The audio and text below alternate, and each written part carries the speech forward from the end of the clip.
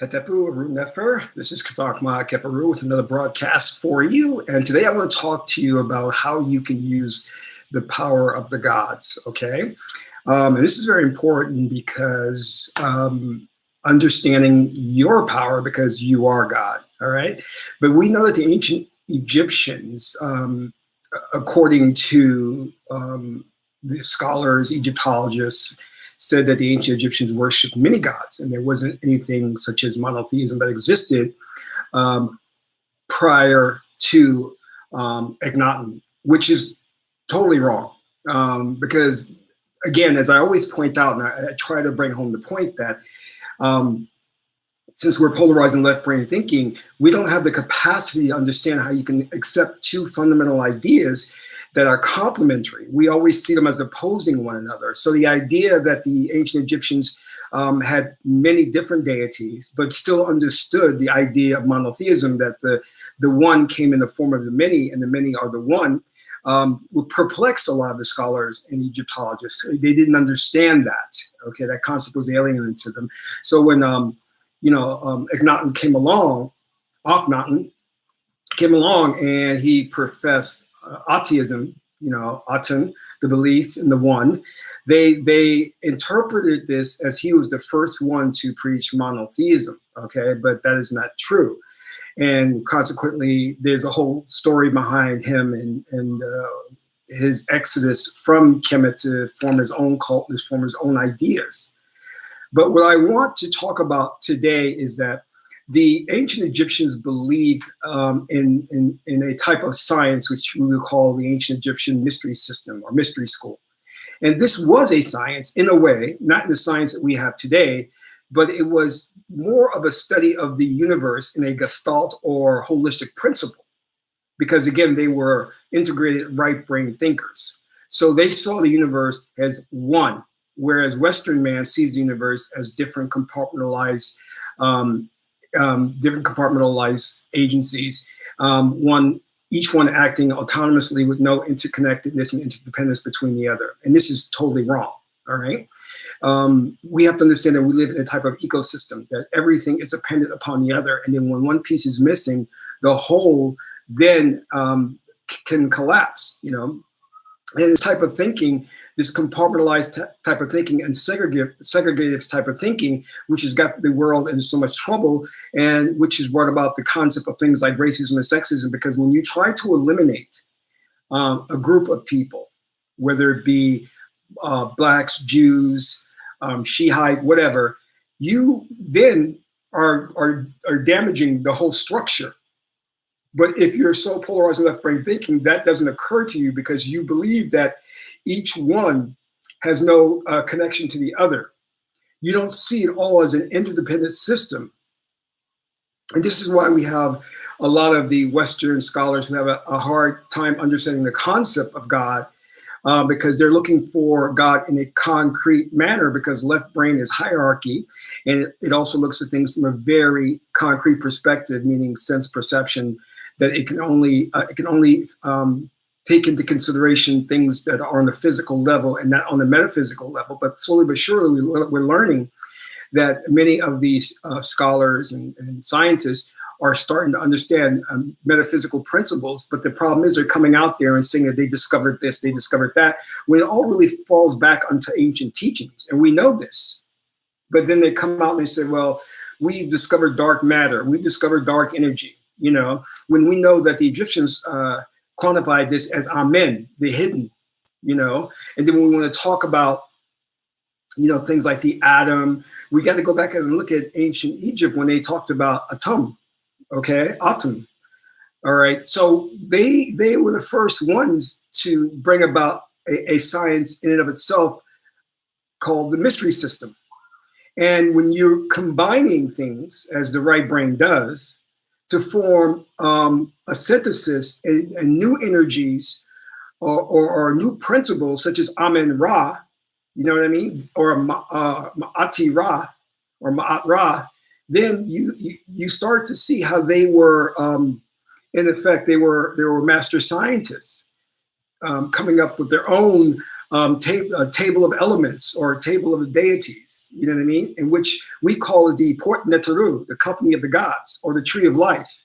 So I want to go over quickly each deity and talk a little bit about their power and how you can use them. And I'm going to be referencing the tree of life or the Het-Heru from the port of Anu, A-N-U, and you can find that in Wallace's Book of the Dead, so you can research that, or the Book of Coming Forth by Day and by Night. So you can go on Amazon, and I would definitely purchase that book by Wallace Budge. It's a good book. You can get into a lot of deep things about the afterlife and the funeral procession and all of that. But the main thing that we have to understand, and again, take into consideration that as right brain thinkers, we are not looking at things in terms of contradictions. We're looking at things as complementary elements that are essential to the whole, to sustaining the whole. All right. So let's keep that in mind. But before I go any further, I want to encourage everyone to like the video, subscribe to my channel if you're watching, and share it with friends and family. Don't forget to hit the bell if you want to be alerted every time I go live with a broadcast. And I just want to say Heru Nefer to all the Magi's who joined in the chat room. Osset, nice to see you. Rose, Heru Nefer, Shepsu, Heru. Was that Octavia? Is that Morar? Sorry, Heru Nefer, Lourdes, Hatepu, Shepsu. Okay, so let's get started. One of the things I want to talk about too before we go any further is that I'm doing a series on Patreon, which will be on super learning, okay, or accelerated learning.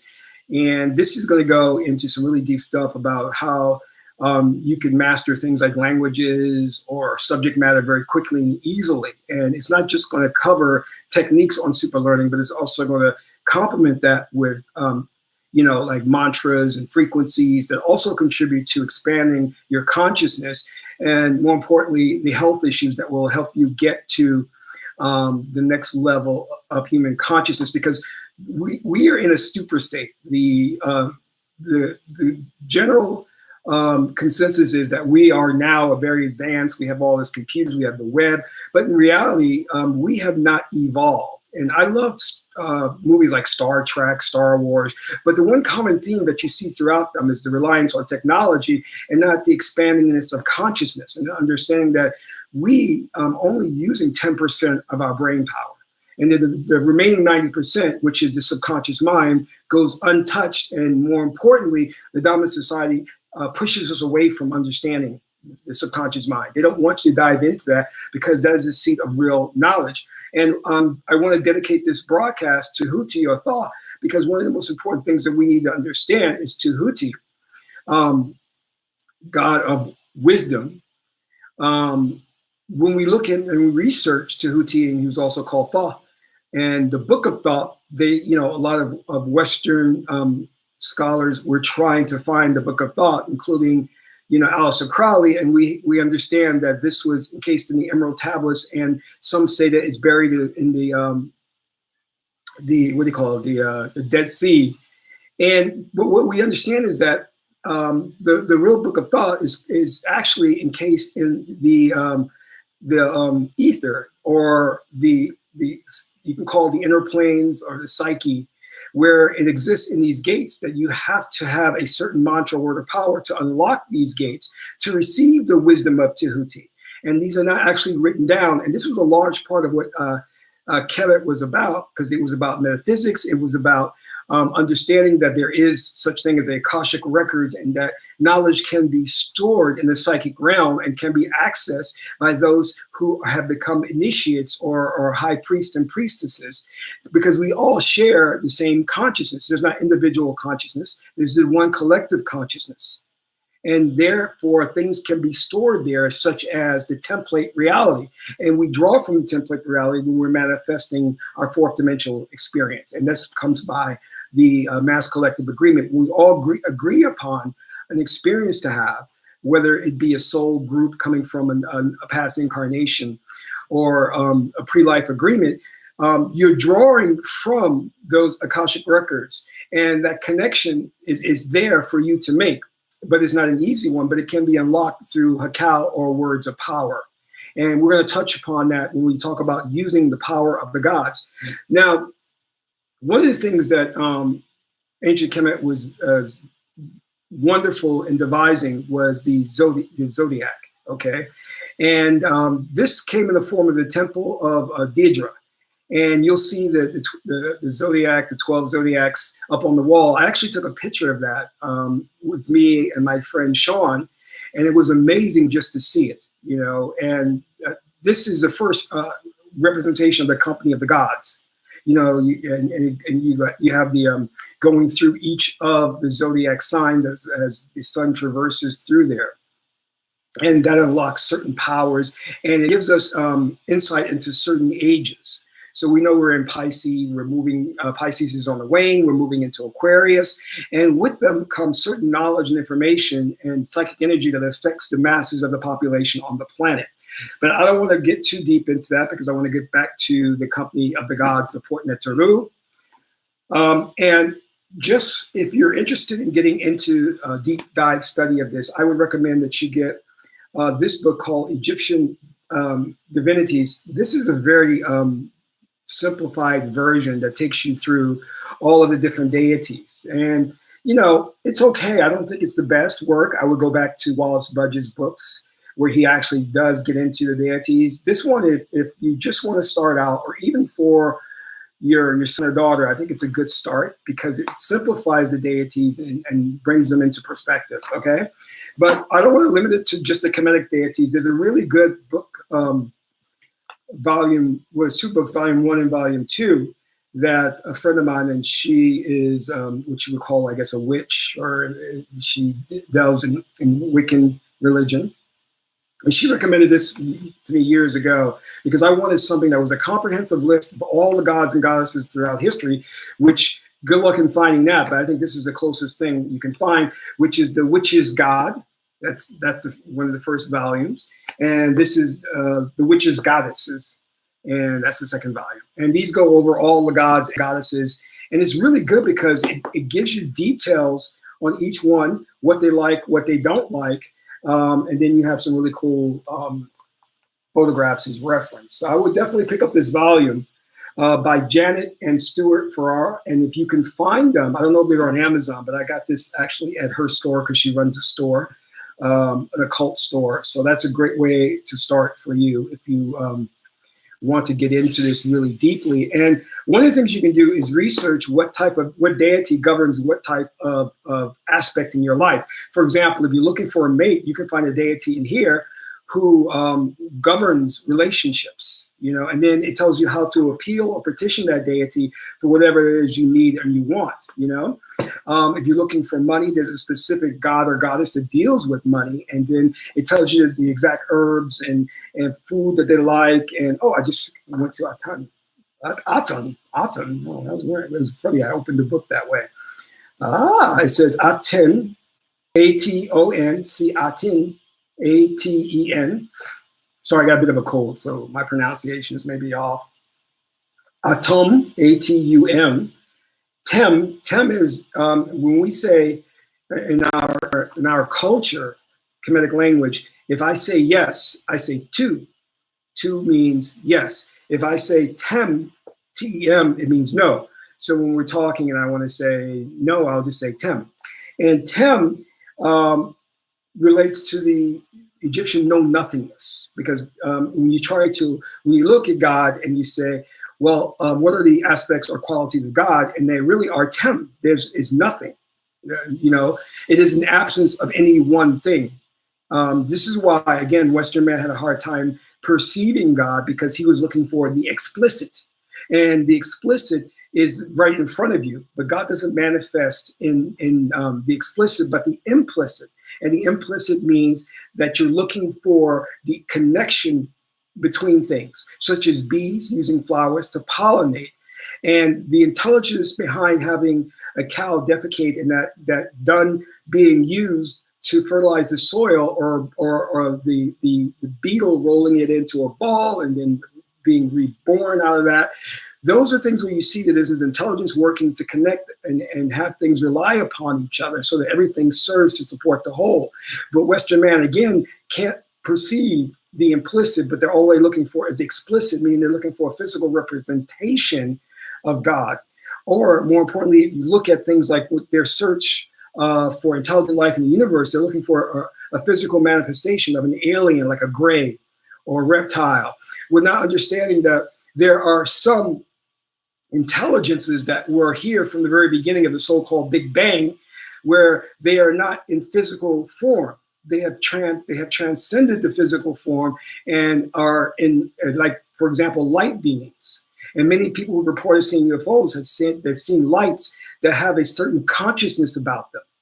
So we have to understand that life doesn't always appear as physical representations, such as when you look at how the Egyptians used frequency to tap into different dimensions. And in those different dimensions, they found that there were entities that existed in those dimensions, not as physical entities, but as metaphysical entities. All right. So let's just try to understand that we have to expand our awareness and understanding of the universe by having an integrated brain approach to it, not thinking primarily out of the left brain. And let me just go back and say, because I want to make this point very clear, is that the left brain is very important. We cannot discount it, but we can't be polarized in left brain thinking, because that creates a lot of problems, which you see here in the modern day world. So let us start with the most densest representation of who we are, which is Geb. Now, Geb, the ancient Kemetic people said that Geb is the earth. Geb is the physical third dimensional world that we see.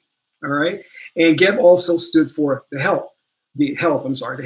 Now, as we move up the tree of life, or the Het-Heru, the company of the gods, there you come and you meet Isis, or Set. Now, Set symbolizes the aspect of the moon and trance state. She is the Virgin Mary. She is the nurturer, as she's called, because she nurtured her son, baby Heru, or Horus.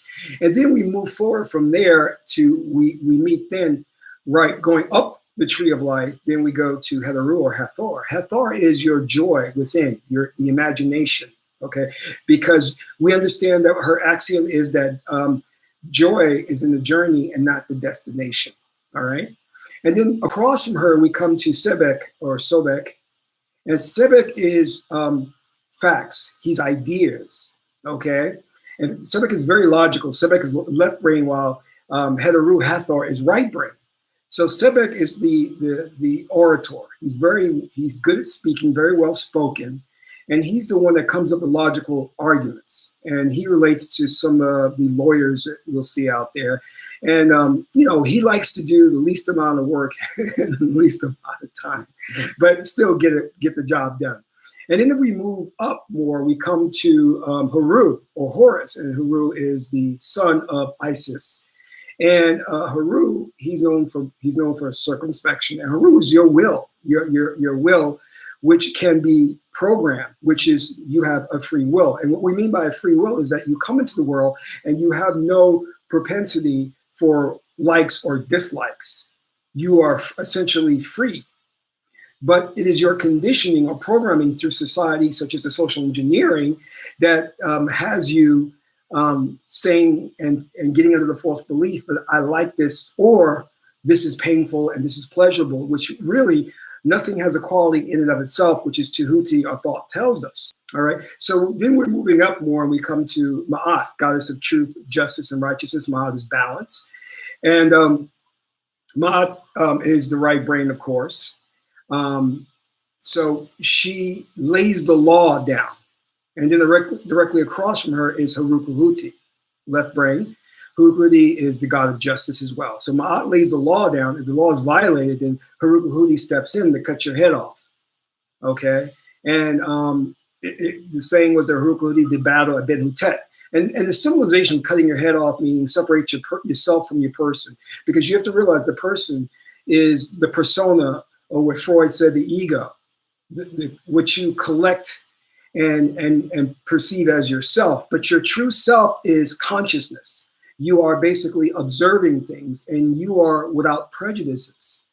This is why we have to transform the society and understand that when you have people out there who come with these certain prejudices of aligning themselves with certain political parties or racial groups, that in reality, you're neither of those things. You are consciousness. and you're projecting a fourth dimensional experience to interact with, and it's not real. And I think that if the basis of that, if we all subscribe to that, we will have a better understanding of the universe and life, and won't get involved in such factionalism, which only creates war, strife, and arguments. Because it is these false beliefs that come out of a wrong Sebek thinking that creates the problems in the world. Because when you have groups like your white supremacists or your KKK, they're trapped in left brain thinking, and they're trapped in the physical senses, the five senses. So they cannot perceive the metaphysical. They cannot perceive things such as Tem or Amen, the hidden.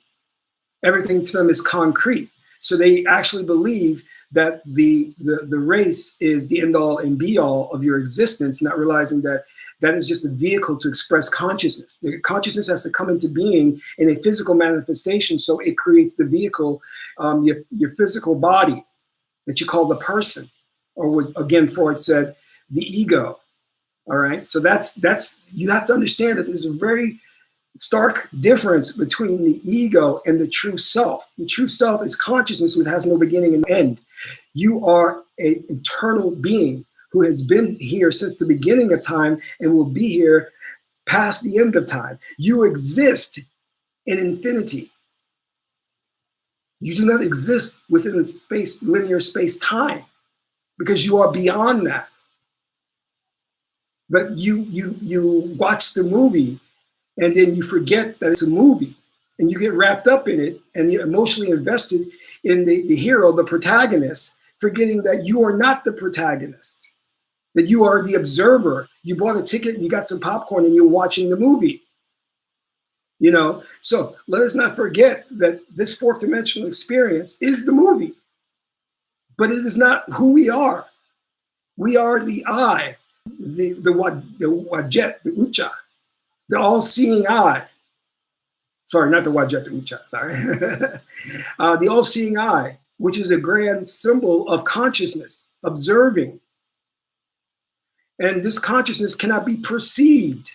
It cannot be felt, it cannot be touched, it cannot be tasted, it cannot be smelled. It's not there. And this is the true form of God, because you are God, not in quantity, but in quality. All right?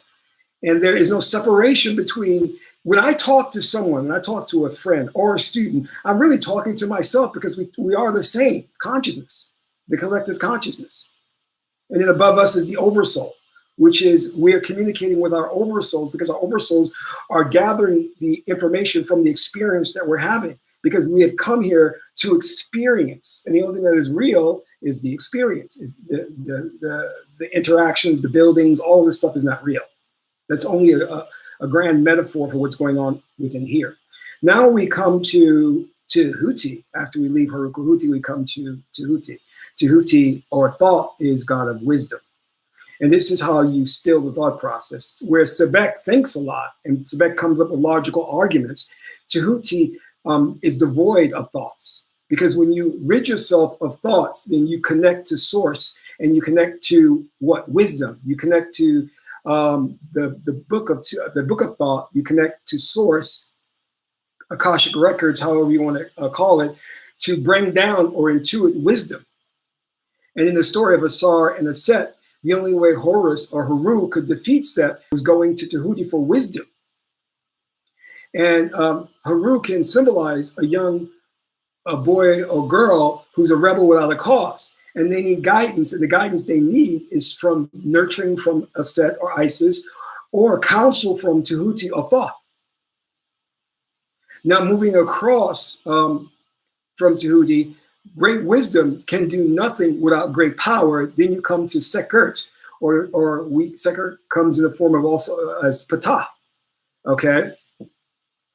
Now Sekert is the goddess of spiritual power and goddess of the mantras, and she's also governs cycles.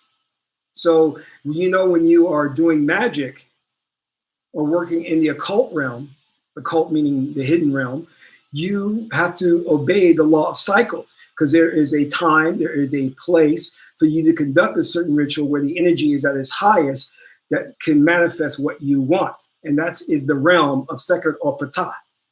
Now, going up from there, we come to the grand, the grand aspiration of us all, which is Osir or Asar or Osiris.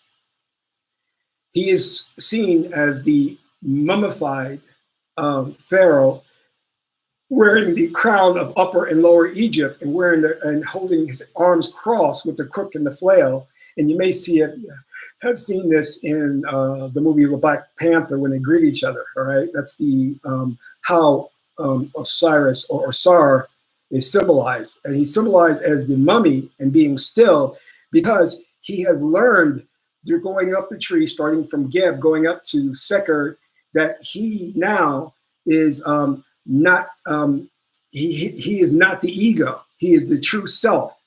He does not have prejudices. He does not have likes or dislikes. Therefore, he can sit as the grand judge, because a judge is supposed to be without emotions. So he cannot be swayed either way. So when you are a seer, you are what the ancient Greeks said are a stoic. You've subscribed to stoicism, meaning that you have understood that your emotions take a back seat to wisdom.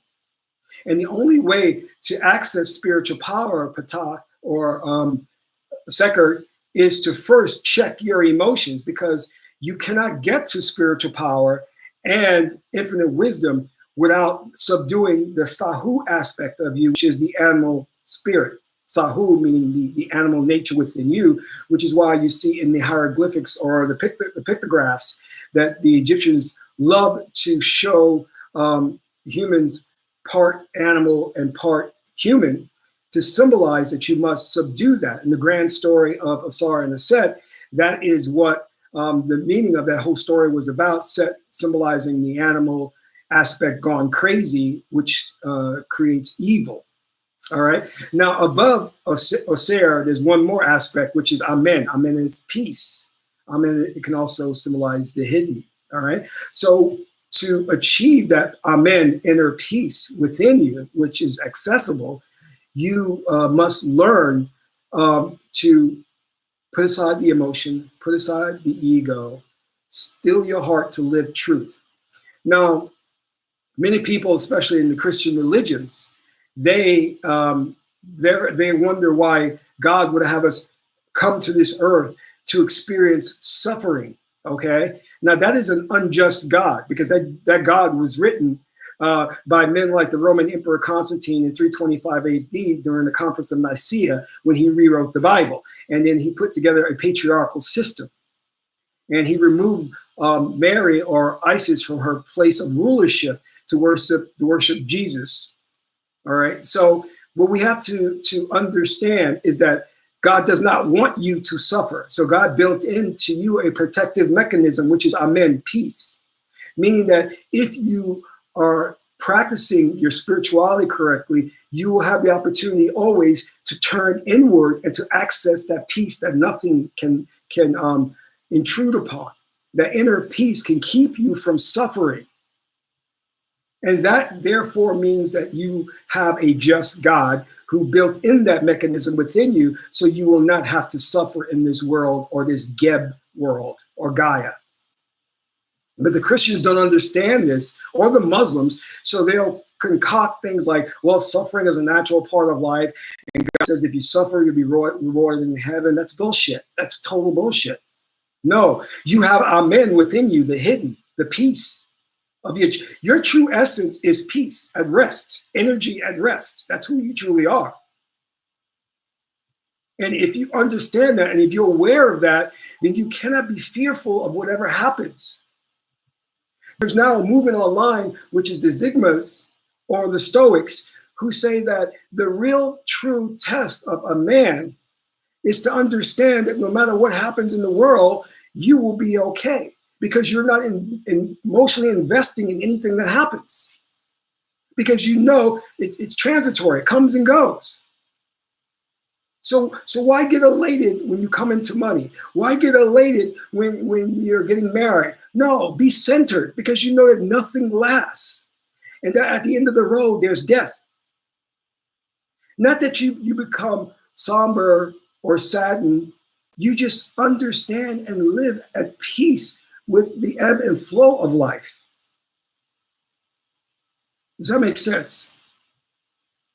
Okay. Let me just read one quick thing.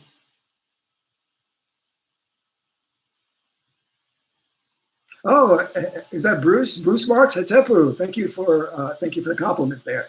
Yes. So this is the port Het-Heru, or the company of gods, and they all work together. And part of the problem with the Temple of Daedra and the zodiac, the 12 zodiacs, is that they haven't learned. Western science hasn't learned to connect them yet. You have Pisces, Aquarius, you have Cancer, but they haven't connected them. The best that they've done is they have the sun sign and the moon sign. And don't forget that you're not just the sun sign. So if you say you're Pisces, you're more than Pisces because there's a moon sign to you. All right, and the moon is related to the hidden nature or characteristics of you, where the sun sign is more of the characteristics you project to others. So there's two aspects to you. You understand? And this is when you look at the movies, they have the werewolf, where he turns into the werewolf on the full moon. That is a symbolization of a set which deals with the moon, meaning that whatever is in your conscious mind, when there is a full moon, the tides, it affects the tides, the water on the planet, and your body is composed of mostly water. So it brings out from within you those emotional things that have been hidden in your subconscious mind. Again, the metaphor is transforming into the werewolf, the beastly aspect. But if you have within you the idea of you are Ser or Osiris of God, then what will come out of you is the manifestation of your powers, of the Het-Heru, the gods and goddesses. Now, each Neter or God has a corresponding word of power, a mantra, that if you recite that mantra, it'll bring about the power of that god or goddess. So when you're trying to petition, like say, for example, Sebek, and you want to be a great writer, you can petition Sebek or Tahuti or Thought because they're both scribes. One is a higher than the other. And all of this is within a cosmological framework, cosmologics. So you can petition Sebek by reciting his word of power, and then you'll find that your mindset changes. You'll find that you become better at writing. Your oratory skills become better and more precise. Or if you want to bring down wisdom, you would then petition Thoth or Tahuti and recite his word of power, which would get you to stop thinking so much and connect with the Akashic records. Or if you wanted to work magic or become a master magi, you would petition Sekert or Ptah, recite their word of power. And each one of them has what I call as an axiom or a truth or a law. And I've said it before that Het-Heru's law, her axiom is, joy is in the journey and not the destination, meaning that you can invoke an inner joy. So when I look at the Greek Stoics and the philosophies that they were putting forth, I think the one thing that they left out was the aspect that you can invoke inner joy.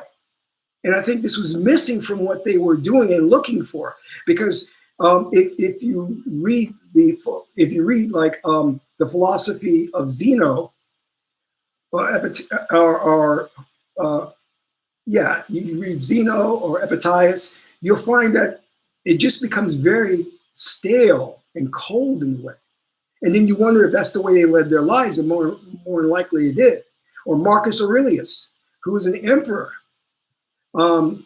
who had everything he could want in the world because he ruled the world at that period of time. But he wanted to be a master Stoic. But I think that they left out that there is a joy within you that is not dependent upon things in the world. Because really nothing can bring you joy. Does that make sense? Because it's all Maya. It's all an illusion. It comes and goes.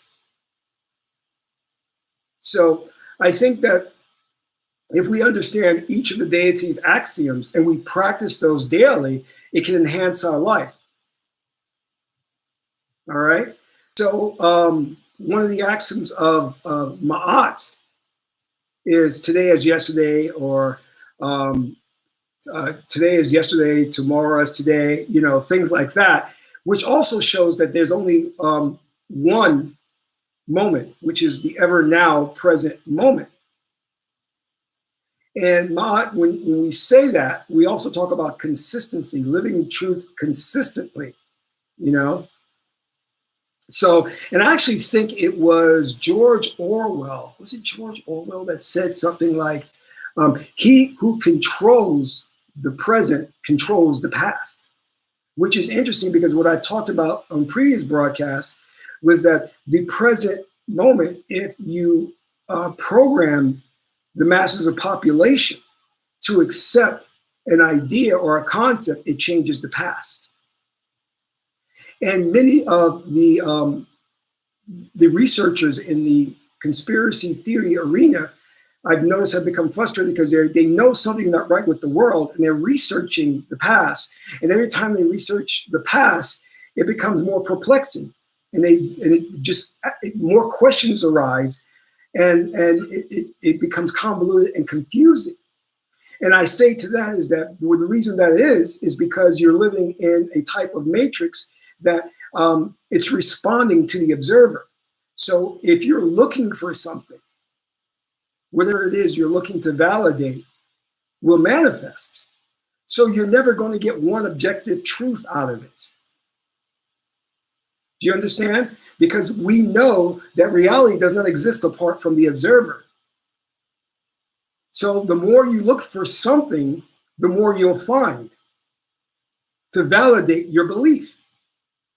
This is why we have to be careful of the beliefs that we intake. Sebek, who is about beliefs, we have to make sure that we don't take in certain belief systems because they will manifest in our lives. And this is why, I'm very careful of the company I keep, not because I think people are bad and evil, but because when people get together, they tend to talk and trade ideas. And I don't want certain beliefs being thrown at me, and my subconscious mind accepting them and then manifesting them. Because really, most thoughts that you have are not yours. Thoughts are transferable.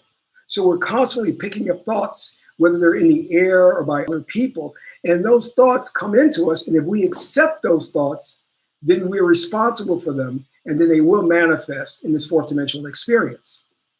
Now, the best way to go about using this power of the Het-Heru is to understand that they are intelligent energies, okay? But also understanding that though the Het-Heru exists as intelligent energies, they form collectively the one, the monotheistic God, the hierarchy, okay? So some call it Yahweh, Allah, Source, whatever you want to call it. But we have to understand that though there is a Het-Heru, there still is the one God. So the polytheistic view works in conjunction with the monotheistic view. Again, people are like, well, how can that be? Well, because that's how life is. Life is full of what we perceive as diametrically opposing opposites, but it's not as complementary elements, and we have to see things this way. This is exactly why Western society has the problem with sexism. And if you look at Western society, there is a lot of things, especially if you watch horror films, to where there's a lot of projection and hatred toward women. And I propose to you that comes out of the ruling elite, the oligarchy, or the Illuminati, whatever name you want to call them, that they are specifically targeting women because they knew that the first priests and priestesses were women, and that women are predominantly right brain, which affords them the great opportunity to go into the psychic realm and to intuit wisdom and knowledge. So who do they attack first is the women. Does that make sense? And if you look at the cultures of many so-called ancient societies or societies of antiquity, you find that they held in high esteem the female principle. And there was no thing that we call as sexism or feminism. There was no, and people will look back at history and they'll try and use terms like, well, back then there was a matriarchy, or back then there was a patriarchy. There was neither. We looked at things from a cosmological perspective, an ordering of things, meaning that we knew that everything had a certain energy type that fit best within the function of the whole, and that there was a place for everything. So nothing was so-called matriarchal or matrilineal or whatever, or patrilineal. It was always understanding of your energy as a Pisces is best fit for doing these activities or these endeavors. In fact, going back to the port in Het-Heru, every deity governs a certain type of field. For example, Harukuhuti governs firemen, policemen, executioners, surgeons, because Harukuhuti loves blood and he loves to cut. Ma'at dealt with lawyers, judges, anybody who's putting in place laws or process. Tahuti dealt with writers and scribes and sages, and also judges, things like that. And Aset dealt with things like nurses, mothers, water, the moon, so these things are analogous.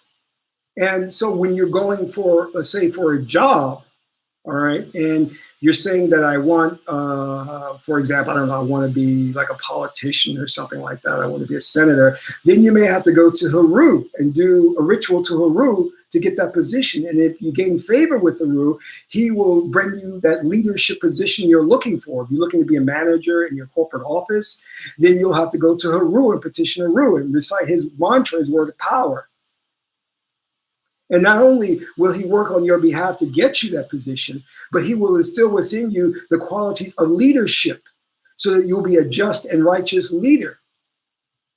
And the same thing, if you want to be a good mother to raise your children, you go to Aset, because she's the patriot mother, the poster child of nurturing and mothers. So you go to her and she will give you counsel and teach you and invoke the energies within you of being a good mother, being nurturing.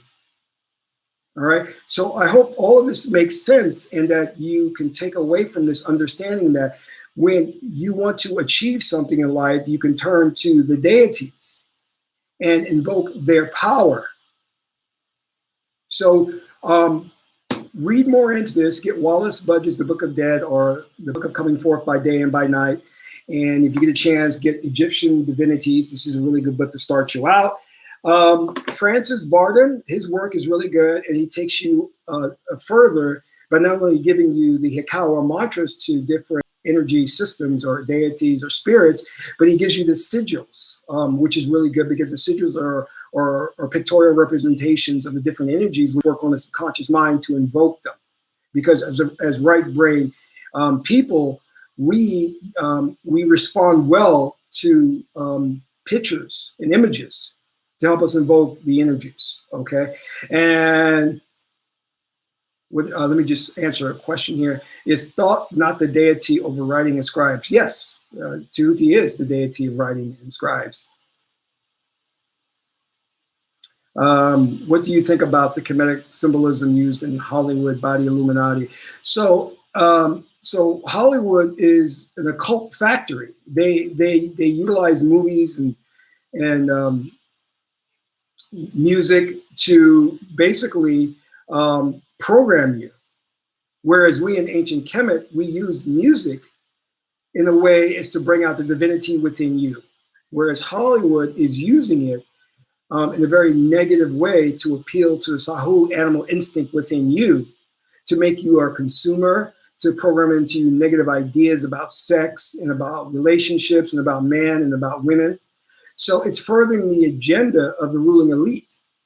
Whereas everything in ancient Kemet was focused on invoking the spiritual power within you. See, the dominant society wants you to think that you have no power, that you are sinful by nature, and there's nothing you can do about the situation in the world.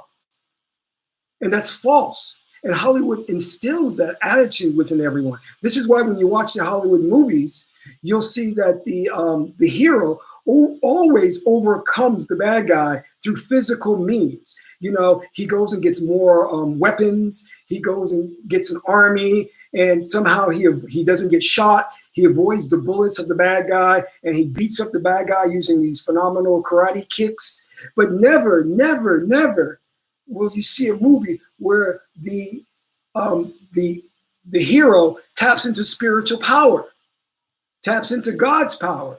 Why don't you see that? And that these movies come under the feed you the false belief that just because you're right and that you're morally upright, you'll win in the end. Because the cowboy always wins and runs and rides off into the sunset. That's not true, because we know from today that that the way the world is today directly tells us that we have lost. That we have lost. They are destroying the ancient temples, the history of our ancestors, because they don't want us to know where we came from and the knowledge. I mean, the Library of Alexandria, who would destroy that? Why would you destroy a wealth of knowledge like that? Why would you burn that down? Unless you had a specific plan of what you wanted to do, which was to bring the world into the dark ages and you to covet the knowledge in the catacombs of the Vatican. So you can be the ruling elite and have the wisdom and knowledge while the masses of the public are stupid. And you feed them garbage through things like Hollywood, through the music industry. In ancient times, we had the troubadours, and the pharaoh or the king would send the troubadours out unto the different nations to sing and dance, but embedded within the song and dance were stories, were messages, were laws, were ideas about how to live truthfully and righteously.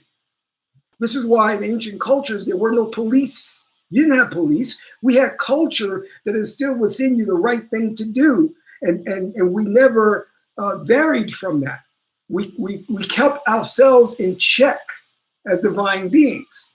There was no police force to put in place rules by our government that was corrupt.